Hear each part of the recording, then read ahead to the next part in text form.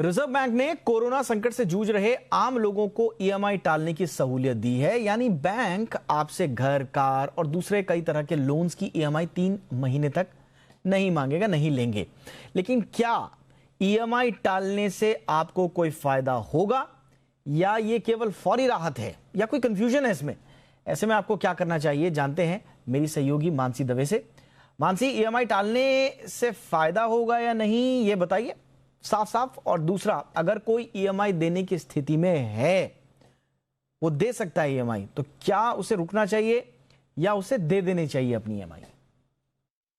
इन दिनों कई ऐसी सारी खबरें आ रही हैं जो कि बेहद काम की है, लेकिन उस खबर को समझना उससे भी ज्यादा जरूरी है। अगर उसे ठीक से ना समझा तो गलतफहमी हो सकती है। एक ऐसी ही खबर मैं आपको बताने जा रही हूं। आरबीआई गवर्नर ने 27 मार्च को ये कहा कि आप किसी भी तरह की लोन अगर आपने ली है तो उसकी ईएमआई पर आपको मोहलत मिलेगी। अब इस खबर को समझने में लोगों में काफी ज्यादा कंफ्यूजन हो रही है। सबसे पहला सवाल ये है कि क्या आप ईएमआई 3 महीने टालना चाहिए आपको? ये सवाल लोगों के मन में आ रहा है।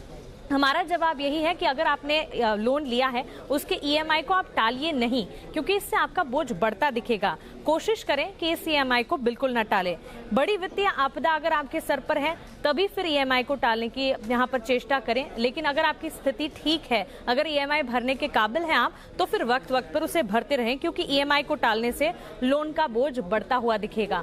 अब ये कैसे बढ़ेगा वो उदाहरण के तौर पर मैं आपको बताऊंगी, लेकिन उससे पहले एक दूसरी गलतफहमी क्या है वो भी बता देती हूँ। 3 महीने के लिए नहीं देनी होगी ईएमआई।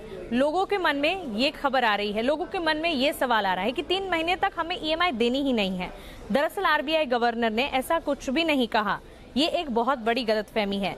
1 मार्च से 1 मई की ईएमआई पर 3 महीने की केवल मोहलत मिली है। इसे छूट बिल्कुल ना समझें।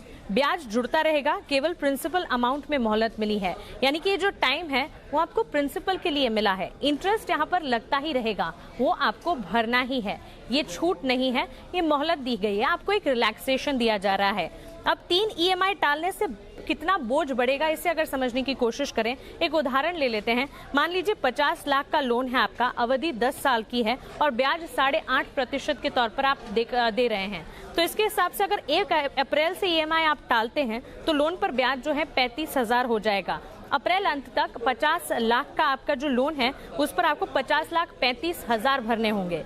मई में अगर ईएमआई आपने टाली तो लोन पर ब्याज जो है वो बढ़कर 36,000 हो जाएगा और मई अंत तक 50,71,000 आपको देने होंगे और जून अंत तक लोन राशि जो है 51,07,000 हो जाएगी। यानी कि ईएमआई 3 महीने टालने पर 1,07,000 का अतिरिक्त ब्याज आपको लगेगा।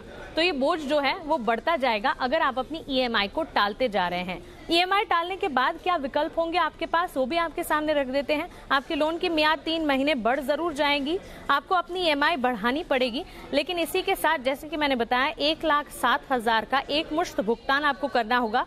लोन राशि यहाँ पर बढ़ती हुई नहीं दिखेगी। तो हम यही कह रहे हैं कि अगर आपकी स्थिति ठीक ठाक है, अब अगर आप भर सकते हैं तो आप अपनी ईएमआई को जरूर भरें। इसे टालना बिल्कुल ठीक नहीं है, आपका बोझ बढ़ेगा।